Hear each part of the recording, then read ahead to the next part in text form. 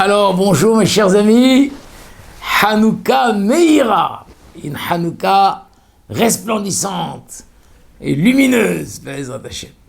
Alors, puisque Torah Box, chaque soir de Hanouka, projette, pendant la petite demi-heure de l'allumage, la possibilité d'écouter un shiur sur Hanouka.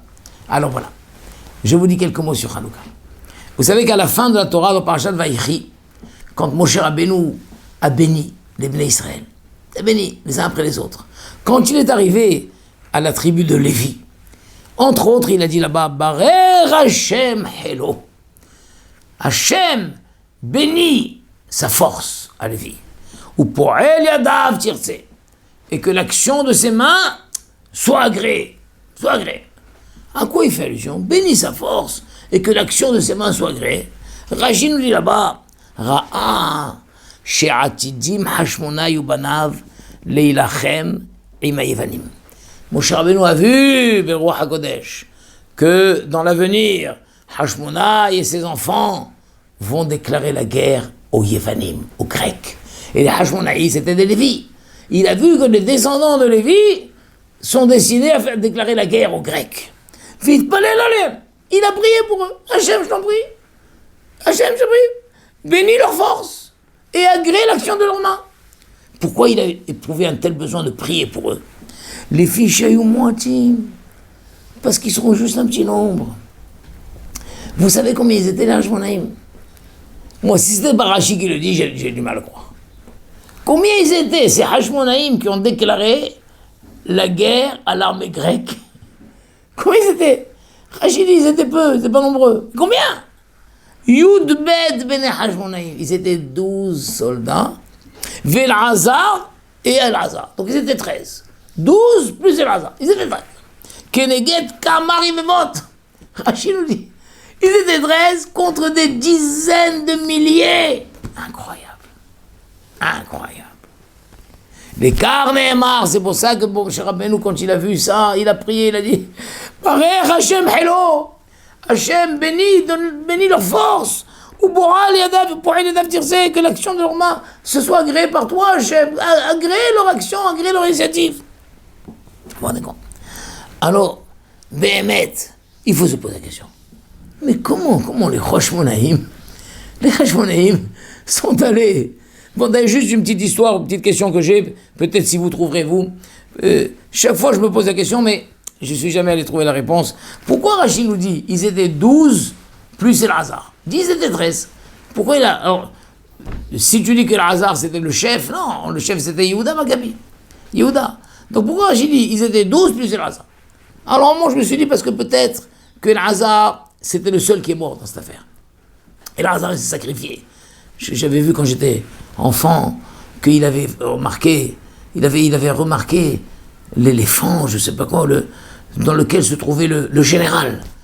Et il s'est dit, si je réussis à tuer le général, alors là. Et alors il est allé, il s'est mis en dessous de l'éléphant, ou en dessous du chameau, je sais pas ce que c'était, et il a, avec son épée, il a tué, donc l'animal est tombé, le général est tombé, il est mort, et ça a aidé à emporter la victoire. Alors peut-être pour ça que Rachid dit, ils étaient 12, plus El-Hazar. El-Hazar, c'est celui qui s'est sacrifié. Il a donné sa vie pour la victoire.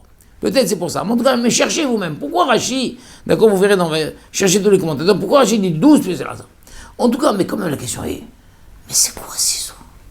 Comment on peut à 13 déclarer la guerre à une armée de plusieurs milliers, des dizaines de milliers de soldats? Comment? D'ailleurs, on avait posé la question, rappelez-vous que dans Parashat Vaishlach, j'avais posé la même question, concernant qui? Avraham Avinu. D'accord? Pareil, Avraham Avinu, il était allé avec 318 soldats, ou même Eliezer tout seul, d'après une opinion, il est allé faire la guerre, là-bas aux 4 rois, qui étaient 800 000. Avraham Avinu, à lui tout seul, ou avec Eliezer, ou même avec 318, comment il est allé déclarer la guerre à 800 000 soldats? Comment comprendre ça? Pour comprendre ça, il faut, Rav Bergman nous dit, toujours Rav Bergman évidemment, il nous dit, voyons un peu le texte de Hananissim. Parce que nous, dans le Birkat d'Amazon, on dit Alanissim, dans la Tfila, on dit Alanissim, vous savez ça. Alanissim, ve'ala purkan, ve'ala gvurot, ve'ala djuot, ve'ala niflaot, she'asid alavotenu, bayamim ahem bazman hazeh, etc. En tout cas, on dit Bimé Matitya ben Yohanan Kohen Gadol, Hashmona et Banav, à l'époque de Matitya, le Kohen Gadol, Hashmona et ses enfants, que chez Amda Malchut ar Yavan Arsha'a al Amecha Israël, lorsque le royaume de Yavan, Rechaim, se sont levés contre ton peuple Israël, retenez bien le mot Amecha, ton peuple Israël, et qu'est-ce qu'ils voulaient faire ces gens-là? Les Shakram Toratach, leur faire oublier ta Torah, ou la Aviram Mehoker Etzonach, et les faire passer, les faire transgresser les décrets de ta volonté. C'est quoi cette phrase poétique? Les faire transgresser les décrets de ta volonté. Si ça fait allusion aux mitzvot, dis, et leur faire transgresser les mitzvot. Dis, ils ont voulu les chakram Toratar, leur faire oublier ta Torah, ou la aviram, etc., et les faire transgresser les mitzvot. Oh non, on disait les faire transgresser les décrets de ta volonté. C'est quoi ça? Alors, après, on dit une chose extraordinaire. Il faut savoir que dans la Torah, il y a 3 choses. Il y a l'étude de la Torah. Il y a le respect des mitzvot, accomplir les mitzvot. Mais il y a une 3e chose qui n'est pas écrite forcément. C'est percevoir la volonté divine. La volonté divine. Chouké retzonecha. Le mot chok, c'est quelque chose qu'on ne comprend pas. Mais ça peut aussi être quelque chose qui n'est pas marqué. Mais on le sent, c'est la volonté divine. C'est la volonté divine. Imaginons, je sais pas, imaginons 2 personnes qui se bagarrent. Voilà. On va chez l'un, on dit tu as raison. Tu as raison. C'est vrai, tu as raison. Tu as raison. Mais dis-moi, Hachem, qu'est-ce qu'il veut au fond de lui maintenant? Qu'est-ce qu'Hachem il veut maintenant au fond de lui? Ben j'ai raison, j'ai raison. D'accord, tu as raison. Tu as raison, tu as raison, tu as raison. Regarde. Tu peux le tuer, tu peux le faire, tu peux l'obtenir, tu peux dire, tu as raison, tu as raison. D'accord, voilà. Tu as raison, c'est marqué, tu as raison. C'est marqué. Le Shulchan Aruch te donne raison. Voilà. Mais le chok, ce qui n'est pas marqué maintenant, la volonté divine, Hachem, il voudrait quoi? Il voudrait quoi? Il dit qu'on fasse shalom. Tu as raison. Mais au-dessus de toi, Hachem, il aime le shalom. Allez, même si tu as raison, pardonne quand même. Pardonne quand même. Arrive au shalom. Ça, c'est la volonté d'Hachem. Et un juif, tout au long de sa vie, en étudiant la Torah, en étudiant le moussar, en appliquant les mitzvot, petit à petit, ça se dégage chez lui cette affinité, cette sensibilité à comprendre le ratson d'Hachem, la volonté d'Hachem. Vous vous rendez compte? La volonté d'Hachem. Qu'est-ce qu'Hachem veut? On trouve cet exemple dans Adlakat Nerot, Shabbat. Vous savez, on allume Shabbat, il faut allumer les Nerot. Alors là-bas, la Mishnah nous dit, on peut allumer les lumières de Shabbat, on peut les allumer avec toutes les huiles, on peut allumer avec du pétrole, on peut allumer avec ce qu'on veut, pourvu que ça marche. Puisque l'allumage des Nerot de Shabbat, Haramim a institué que la maison ne soit pas sombre Shabbat. Parce que si la maison est sombre Shabbat, alors chacun va trébucher sur des choses qu'il n'a pas vues, et on va se bagarrer mutuellement. Chacun dit, ah, mais c'est qui a laissé traîner le sac? C'est qui a laissé traîner là? Mais essentiellement, le mari va accuser sa femme, ou la femme va accuser le mari. Et ça va être un problème de shalom bayit. Pour qu'il y ait que le shalom bayit, que la paix, l'harmonie familiale ne soit pas troublée le Shabbat, que la maison soit éclairée. Effectivement, il y en a que tous les endroits où on circule dans la maison doivent tous être éclairés. S'il y a des endroits où on ne circule pas, tu as un kajibi là-bas, on n'y va pas, tu n'es pas obligé de l'éclairer. Mais tous les endroits qu'on fréquente pendant Shabbat doivent tous être éclairés. Ne rentre pas Shabbat dans un endroit qui est sombre, parce que là-bas tu vas faire tomber quelque chose, tu vas quand même tomber, ça va faire des bagarres quoi qu'il arrive. Donc c'est pour ça que Haramim disent l'essentiel c'est d'éclairer. Vu que l'essentiel c'est d'éclairer, tu allumes de quelque manière que ce soit. Arrive Rabbi Tarfon et nous dit, non, Amar Rabbi Tarfon, en madlikin, ela beshemen zaïd bilvad. Rabbi Tarfon dit, on n'allume que avec de l'huile d'olive. Que avec de l'huile d'olive. Là-bas dans la Gemara Shabbat, Maseret Shabbat Dafka Vav Amud Bet. Là-bas c'est marqué, Ahmad Rabbi Yochanan ben Nouri al Raglav. Rabbi Yochanan ben Nouri s'est levé sur ses pieds. Il a hurlé. Il dit, c'est quoi cette histoire? C'est quoi cette histoire d'exiger que de l'huile d'olive?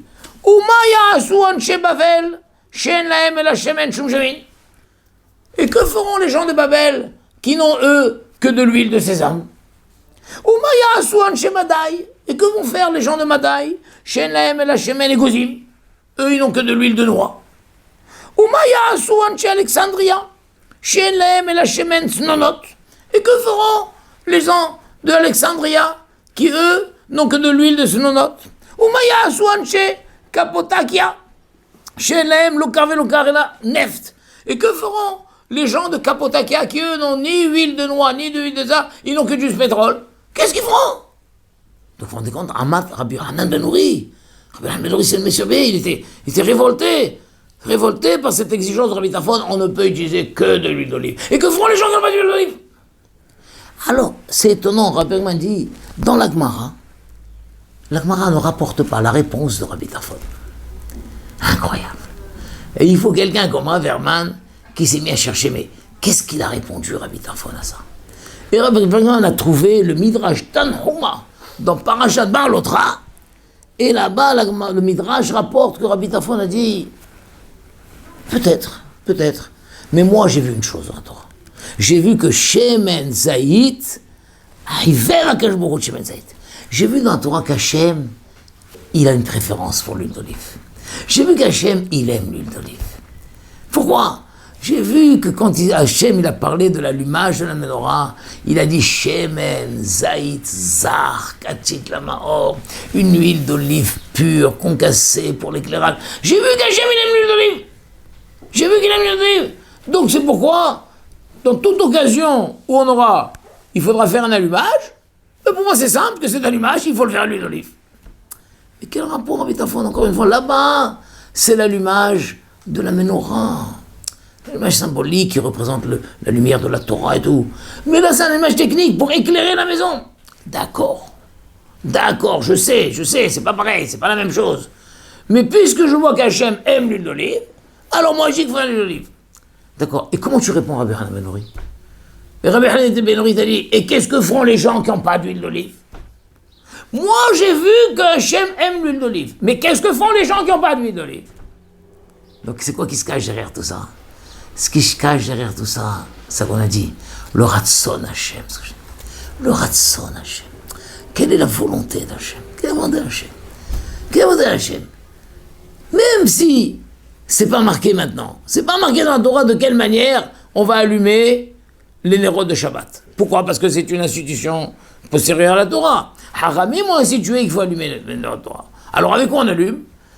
Il dit, mais moi, j'ai vu que la volonté d'Hachem, c'est l'huile d'olive. J'ai vu la volonté d'Hachem. Donc moi, je cherche à faire la volonté d'Hachem. Je cherche à faire plaisir qu'avec Hachem. Mais quoi? Et quoi? Et ce qui ne peut pas? La réponse, c'est qu'il y aura un S. Il y aura un S ou, c'est pas un S comme ça, il y aura Siata Lishmaya. C'est pas le mot Nes qu'il faut, c'est le mot Siata Lishmaya. Même ceux qui sont à Babel, même ceux qui sont à Madaï, même ceux qui sont à Alexandrie, même ceux qui sont à Kapotika, s'ils sont persuadés, ils sont imprégnés de cette idée que Hachem, il aime l'huile d'olive, oui, ils trouveront de l'huile d'olive. Ils feront importer de l'huile d'olive. Ils trouveront de l'huile d'olive. Ils planteront peut-être des œufs. Ils trouveront. C'est ça le Ratson Hachem. C'est quoi? Moi, ce qui m'anime, c'est faire plaisir à Hachem. Moi, ce qui m'anime, c'est faire la volonté d'Hachem. Dès que j'ai repéré quelque part la volonté d'Hachem, je vais à fond. Et j'aurai une siata d'Ishmaïa, et Hachem m'aidera à faire sa volonté. Eh bien, c'est ça que les Grecs ont dit. Les Grecs ont dit, ce peuple juif, il nous agace. Il nous agace, ce peuple juif. Il faut les casser. Et quoi les casser? Il faut leur faire oublier la Torah. Et quand on dit il faut leur faire oublier la Torah, ça inclut aussi les mitzvot. Il faut leur faire oublier la Torah et les mitzvot. Il faut leur faire oublier. Et on rajoute, ou la avira mehokeret sonar. Et on doit les faire passer de cette volonté farouche qu'ils ont de chercher à faire la volonté divine. Il faut les casser. Il faut les casser. D'accord? Donc, Hokeret Sonar, c'est pas les mitzvot. Les mitzvot, c'est inclus dans leur faire oublier la Torah. C'est leur casser cette sensibilité qu'ils ont à chercher la volonté divine. Par exemple, on voit très bien qu'il y a des situations où c'est pas tout. Pas tout. Pas tout, tu es dispensé. Dans les camps. Quand les Juifs étaient dans les camps. Ils étaient dans les camps allemands. Ah, ils étaient dispensés. Et pourtant, non. Ils gardaient le calendrier fidèlement. Et quand, un mois avant Pessah, ils voyaient que Pessah va arriver, qu'est-ce qu'ils se débrouillaient pour avoir de la farine, pour avoir quelque chose dedans, pour pouvoir avoir des matzot, fabriquer des matzot à la barbe des Allemands, pour manger un bout de matzot pendant un camp. À Hanouka, justement, combien sur les bouts de viande que leur donnaient les Allemands, ils prélevaient un peu de graisse, et ils faisaient sécher cette graisse et tout, et petit à petit, avec patience, ils fabriquaient des bougies, ils se débrouillaient pour avoir des mèches, et ils fabriquaient des bougies pour que le soir de Hanouka, dans les camps là-bas, ils puissent allumer une lumière de Hanouka. À Rosh Hashanah, combien ils se battaient pour essayer d'avoir un chauffard. Un chauffard. Des histoires sont merveilleuses. Mais c'est quoi ces histoires juives? C'est pas tout, j'ai dispensé là. D'accord, dispensé. Mais quelle est la volonté divine? La volonté d'Hachem, faire plaisir à Hachem. Ce soir c'est Pessah. À Simchat Torah. À Simchat Torah, il faut danser avec la Torah. Il faut danser avec la Torah. Alors là, il n'y a pas de Sefer Torah. Alors tout d'un coup ils ont dit mais comment? Mais chaque juif c'est un Sefer Torah. Et chaque juif prenait l'autre dans ses bras, il dansait avec lui. Il dansait avec lui. Tu es mon Sefer Torah. Et l'autre dit tu es mon Sefer Torah. C'est quoi ça? Et ça, les goïms, il faut savoir, les ennemis du peuple juif, c'est ça qu'ils veulent casser. Ils veulent casser chez les juifs. C'est une folie. C'est une folie, un acharnement à faire plaisir à Hachem. C'est ça que les Grecs ont voulu. C'est pour ça que maintenant, on comprend très beau la suite. La suite de ce texte. Comme je vous ai dit tout à l'heure, il est marqué, quand le Malchut arrachera, ce royaume mauvais s'est levé à l'Amecha Israël. Amecha contre ton peuple Israël. Et après on dit Oula Amecha Israël. Asita Teshua Gedola. Et à ton peuple d'Israël, tu as fait un grand sauvetage. Regardez ce qu'il y a marqué après. Vaharkar Baoubanecha Lidvir Vetera. Et après ça, Baoubanecha Lidvir Vetera. Après la victoire, tes enfants sont rentrés dans le Beth Amikdash. Tes enfants. On ne dit plus maintenant Amecha ton peuple. Tes enfants. C'est quoi cette idée tes enfants? C'est cette fameuse idée très connue qui est rapportée dans le Messilat Yesharim, oui. Le Messilat Yesharim, il écrit là-bas, il écrit dans le Perek Yudhet, que j'ai toujours pas fait, hein, d'accord. Et il dit comme ça, comment c'est Ahavat Hashem? C'est quoi l'amour d'Hachem? Et là-bas, le Messilat Yesharim, il dit une chose incroyable. Il dit, si on veut comprendre qu'est-ce que c'est l'amour envers Hachem, aimer Hachem, eh bien on va s'inspirer de l'amour d'un fils envers son père. Chez Ilou Igalé Aviv et Dato, Gilou Imerat. Si le papa va juste révéler comme ça, entre deux, sa volonté, il a envie ça. Imagine le père dit, ah, ils ont de la chance les gens qui ont des pantoufles. Ah, il a juste dit ça. Ils ont de la chance les gens qui ont des pantoufles. Il n'a pas dit je veux des pantoufles. Mais le fils il a entendu cette phrase. Il a entendu cette phrase que le papa il a dit il a de la chance les gens qui ont des pantoufles. En hiver, voilà. Ils ont de la chance, les gens qui ont des pantoufles chaudes en hiver. Il a juste entendu ça. Et son père, il a juste des tongs ou des pantoufles en cuir. Ah, il a compris que son père, il voudrait une paire de pantoufles en laine, je sais pas quoi, en coton.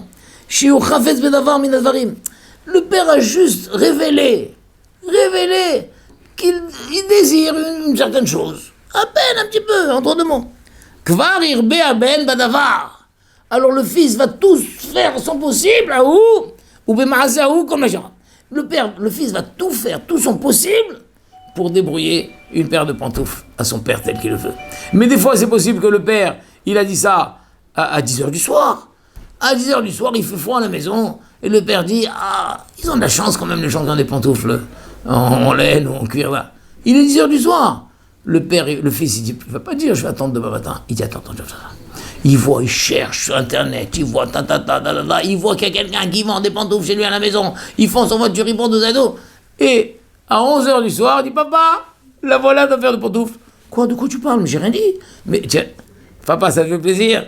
Bien sûr que ça me fait plaisir, mais comment t'as fait, mon fils? Comment 11h du soir t'as trouvé? Il m'a suffi de t'entendre. Ve'avalpi, chez Amroud Aviv, et la Pamarat. Et bien que le père ne l'a dit qu'une seule fois.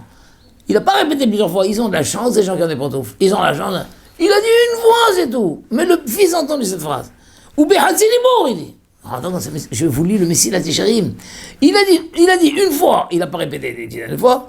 Et il a dit Behatzilibour. À demi-mot, il a dit. Il est daï. Ça suffit. Léoto Aben, Léavin. Ça suffit pour ce fils-là, ce fils chéri, de comprendre. Et Randa'ato chez la vivnoté. De comprendre où l'idée de son père, elle est. J'ai vu, papa, j'ai compris. Tu as dit deux mots, c'est vrai, mais j'ai compris où. La asot l'eau pour le faire. Gam et ta chère loyo marlo beferouche. Même ce qu'il lui a pas dit. Il n'a pas dit, mon cher fils, tu pourrais, s'il te plaît, me débrouiller une paire de pantoufles. Il n'a pas dit ça.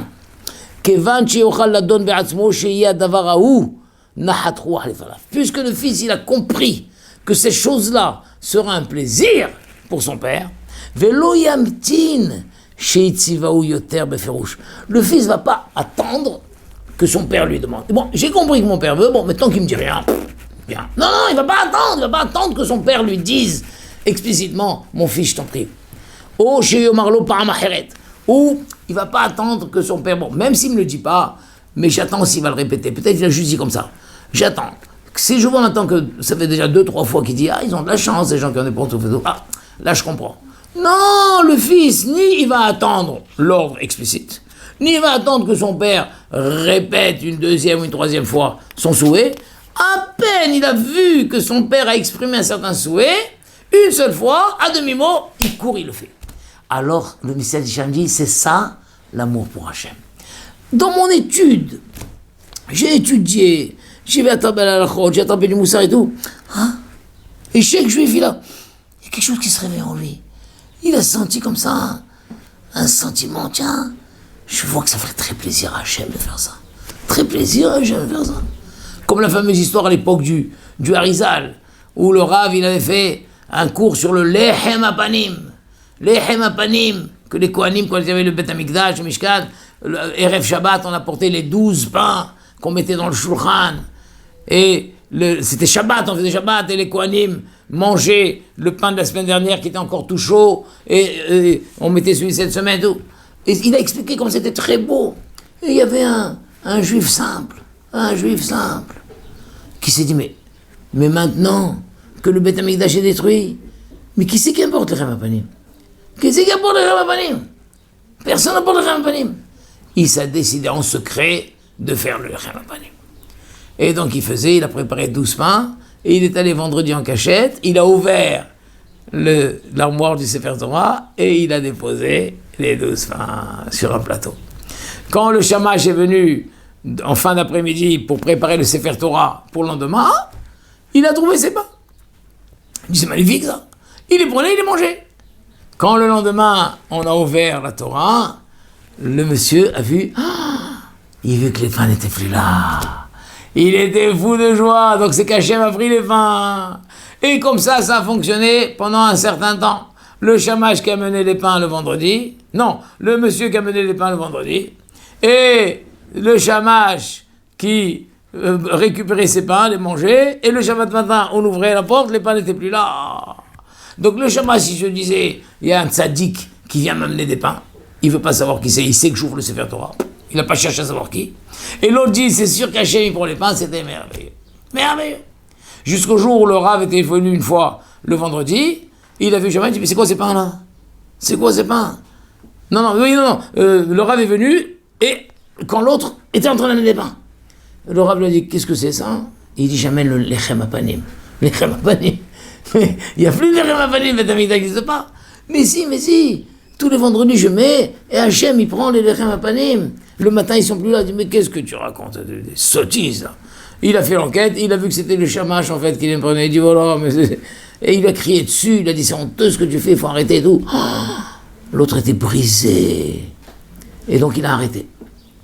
Le Harizal a convoqué ce Rav. Il lui a dit, sache que tu dois quitter ce monde. Commence à dire au revoir à ta femme et tes enfants. Le seul plaisir qu'Hachem avait, depuis la destruction du temple, le seul plaisir qu'Hachem avait, c'était ce juif qui lui a amené le Lechem Apanim le vendredi. Et tu as brisé ça. Tu dois quitter ce monde. On est compte? Ça veut dire le Retzon, Hachem, Retzon. Alors ça qu'on dit après, tes enfants sont venus. Ça veut quoi tes enfants sont venus? Quand ils ont trouvé, ça y est, on a eu la victoire. Maintenant il faut allumer la menorah, Ah mais il n'y a pas d'huile tahor. Il n'y a pas d'huile pure. Eh bien, qu'est-ce que dit la halakha dans ce cas-là? Quand tout le monde est tamé, on peut allumer avec de l'huile tamée. On peut allumer. Eux, ils ont dit, d'accord, on peut. Mais Hachem, il aime tellement. Shemen, Zahir, il aime tellement l'huile d'olive pure, merveilleuse. Non, il doit bien exister. Une fiole d'huile d'olive pure encore, c'est pas possible. Ils sont mis à chercher partout. Il doit bien exister. Mais non, Hachem, il serait tellement content qu'on va trouver une huile pure. Et ils ont trouvé l'huile pure. Même si demain, après, mais là, on est là maintenant. Ah, c'est ça qu'on les appelle Banera. Ils ont réagi comme des enfants. Des enfants qui vont faire plaisir à leur père. Là, des enfants qui font plaisir à Hachem. Et c'est ça que les Romains, les Grecs, ont voulu casser chez nous. Et ils n'y arriveront pas. Ils ne sont pas arrivés, ils n'y arriveront jamais. Donc c'est pourquoi, mes chers enfants, à chaque fois, mes chers amis, à chaque fois, dans chaque situation, tu peux dire, oh, je suis dispensé de ça. D'accord, tu es dispensé. Mais qu'est-ce qui ferait plaisir à Hachem? Que tu fasses un effort, que tu y arrives? Oui, alors fais. D'accord, tu as raison. Mais qu'est-ce qui ferait plaisir à Hachem? Allez, que tu fasses quand même la paix avec Dieu. D'accord, voilà. D'accord, tu as raison, tu es dispensé. D'accord, tu vas. Mais qu'est-ce qui ferait plaisir? C'est quoi le Ratzon Hachem? Le Ratzon Hachem. Et bien, mettre ça qu'on dit ce que c'est, il y a Ish Torah et Ben Torah. Le Rav Ottenberg, tout le temps, le Rouv Zatzal, tout le temps, il disait, il y a un homme, on dit celui-là, c'est un Ish Torah, un homme de Torah. Et lui, c'est un Ben Torah. Ben Torah, un fils de la Torah. Et le Rav Ottenberg disait, le plus grand compliment qu'on peut faire à quelqu'un, de dire, c'est un Ben Torah, c'est un fils de la Torah. Quelle différence? Une différence totale entre un Ish Torah, là, tu vois, c'est Ish Torah, c'est un homme de Torah. C'est un homme de Torah. Donc, ce qui est permis, c'est permis. Ce qui est interdit, c'est interdit. Ce qu'il faut faire, on le fait. Ce qu'il ne faut pas faire, on ne le fait pas. C'est un Ish Torah, un homme de Torah. Lui, c'est un Ben Torah. C'est un Ben Torah. C'est quelqu'un qui, un Ben Torah. Le fils de la Torah. Il va plus loin. Il cherche à faire le plaisir de la Torah.